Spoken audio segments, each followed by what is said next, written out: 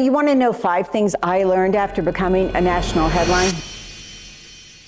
Well, number 1, people love a drama and scandal. They love to watch train wrecks, right? You can't quite turn away from those, unless, of course, it becomes part of their life. Number 2, addiction, it hides in plain sight. You know, when you look at people, you don't know what they're going through. You don't know if they have an addictive personality, or maybe they're addicted to alcohol or to pain pills. Interesting, right? It hides in plain sight. It's everywhere. It doesn't discriminate. And I am a good case scenario for that. People always said they could look at me and they had no idea that I was an alcoholic. They had no idea, which in the moment, I strangely took pride in that, because I thought, oh good, I'm hiding it. I'm managing this. I'm a functional alcoholic. But you know what? You can only hold on to that for so long, because it's such a progressive disease and it gets worse and worse and worse. And you reach a point where you actually can't hide anymore. You're not hiding in plain sight. You're out there. You're in plain sight. You're in the public. It's a hard thing to deal with. Here's the 3rd thing that I learned after becoming a national headline. Shame is loud, for sure, but recovery even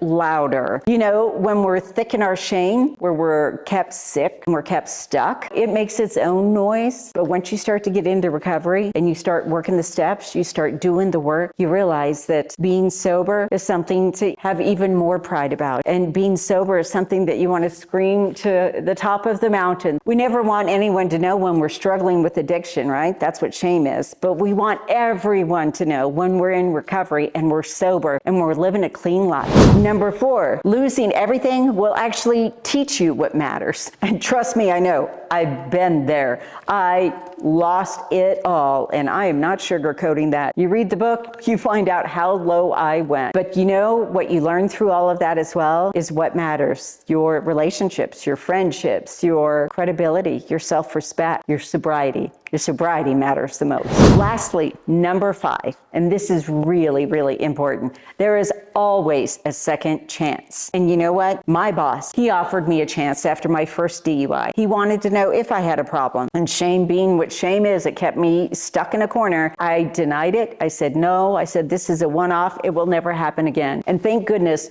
whew, I was given another chance eventually. I was fired, of course, but then out of the blue came a 3rd chance, because you know what? Sometimes second chances aren't enough. Sometimes you need a 3rd chance. And sometimes you just keep going and going and going. You know what? I recently spoke to a treatment facility, and a woman came up to me afterwards and she hugged me and she said, this is my 14th time coming here. And she was bawling, and I felt her pain. And I said, you know what? Don't let that become a liability. It's an asset, because you keep coming back. You keep coming back. You know what I hear in that? You keep trying. And sometimes when the journey's lonely, and it gets that way, know in your head, you're trying. You want to get better. So just keep putting in the work. I shared with you 5 major things that I learned about after becoming a national headline. And you know what? There's even more. And I wrote about all of it here in the book. I go into great detail. 160 pages worth of lessons, let me tell you. And they were all hard-won lessons. And I don't gloss over them. I go into detail about all of these really, really hard lessons, the ugly moments, the failures, the misstep, the apologies that I had to make. Boy, did I have a lot of those. The amends that I had to make, all of it is included in the book. And you know what? I really feel like you would enjoy reading this. I wrote it to be a quick read. You know, it's 160 pages. That might sound like a lot. It's really not. It'll take you 2 to 3 hours to read it. Think of it as, you know, therapy on paper, right?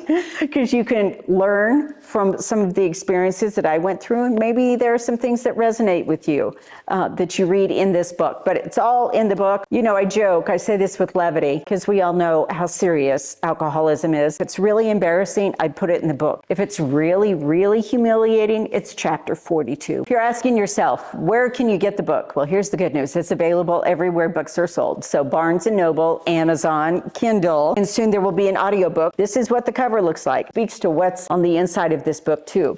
So while you're reading through the book, considering what to get, maybe other people for the holidays, you know, think about buying the book. In addition to that, since you're watching here now, that must mean that you're interested a little bit. Something must be resonating. So you know what? Why not like and subscribe too? And let's share the message with as many people as we can.